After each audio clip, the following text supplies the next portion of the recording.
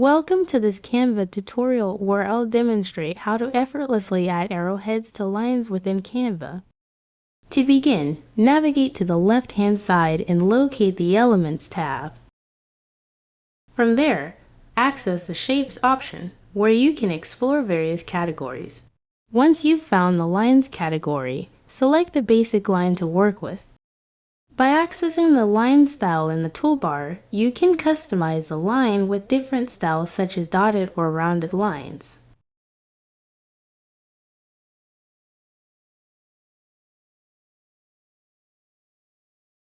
Additionally, you'll find options to add arrowheads at the line start and end points.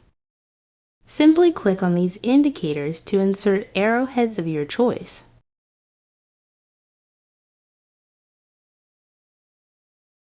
Go to the line type. Experiment with moving the points of the line and utilize the elbow line feature to create unique diagram-like designs. By adjusting these elements, you can tailor the line to suit your specific design needs. I hope this tutorial was helpful for you. Thanks for watching.